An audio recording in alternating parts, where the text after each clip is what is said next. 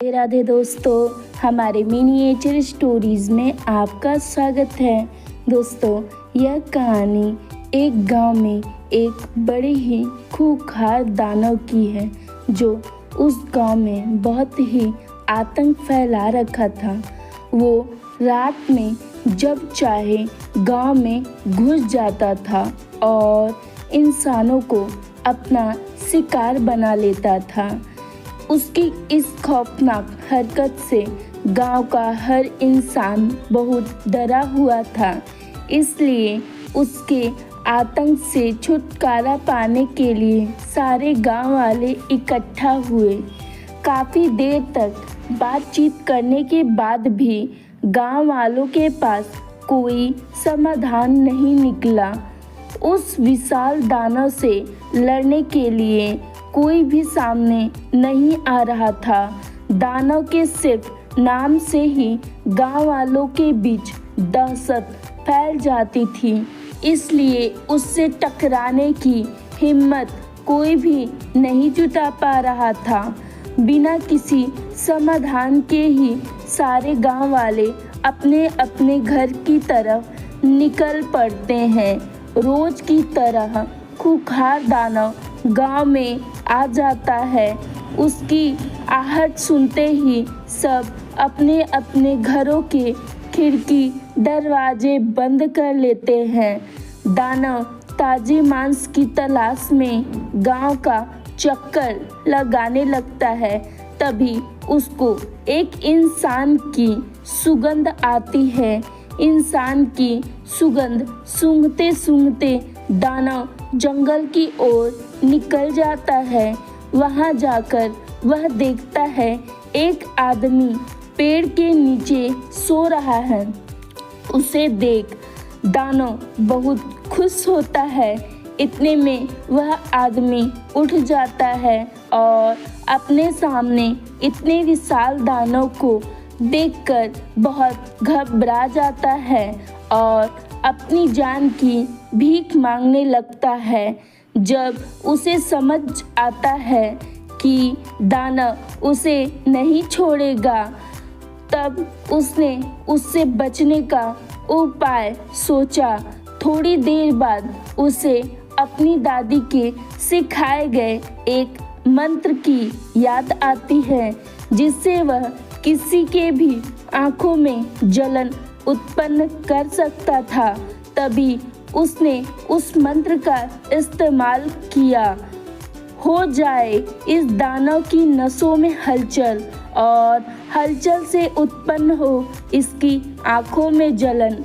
आदमी के मंत्र पढ़ते ही दानव की आंखों में जलन होने लगती है और वह दानव जोर जोर से चिल्लाता है।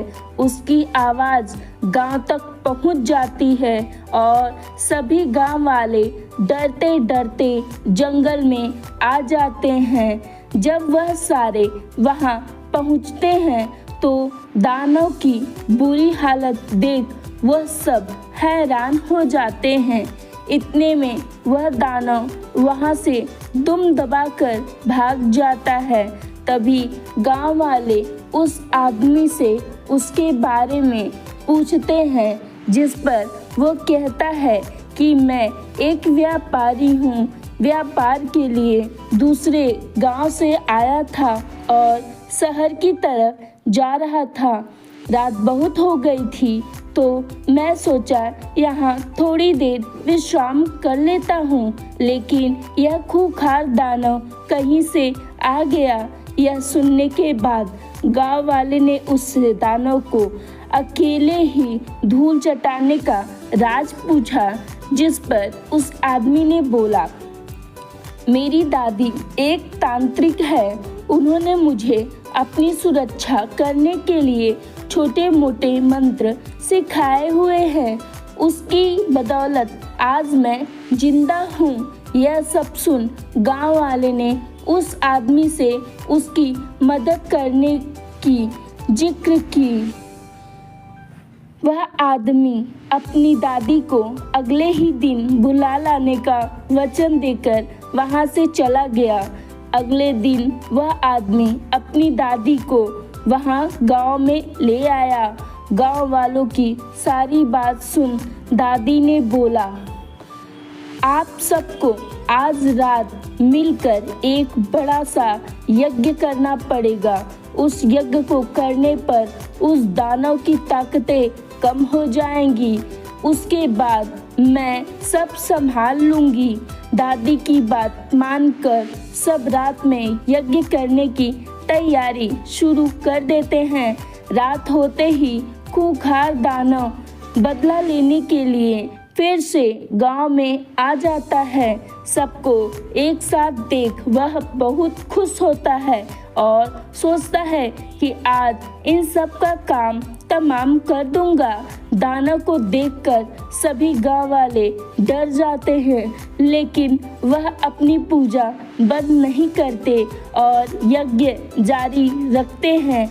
खूंखार दानव हंसता हुआ कहता है, हा हा हा, क्या बात है, आज तुम लोगों को मुझसे डर नहीं लग रहा है? कोई नहीं, जब मैं एक एक करके तुम सबको खाना शुरू करूँगा तब तुम लोगों को पता चल जाएगा। लेकिन जैसे ही दानव उसके पास जाता है तो उसकी शक्तियाँ कमज़ोर पड़ने लगती है, जिस वजह से उसका शरीर हिल भी नहीं पाता है और वह वहीं गिर जाता है।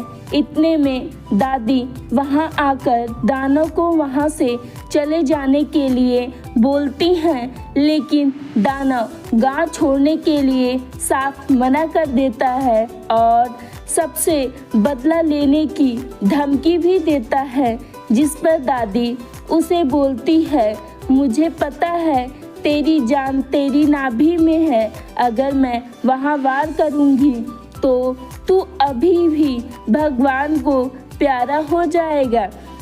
यह बात सुन दानव घबरा जाता है, लेकिन अपने घमंड में आकर वह गांव छोड़ने से मना कर देता है। यह देखकर दादी को बहुत ही गुस्सा आता है और वह दानव की नाभि पर अपने जादुई डंडे से वार कर देती है और दानव वहीं मर जाता है। ऐसे दानव अपने घमंड में चूर होकर अपनी मौत को खुद ही आमंत्रित कर देता है। हमारी कहानी सुनने के लिए धन्यवाद दोस्तों। हमारे चैनल को लाइक एंड सब्सक्राइब करें।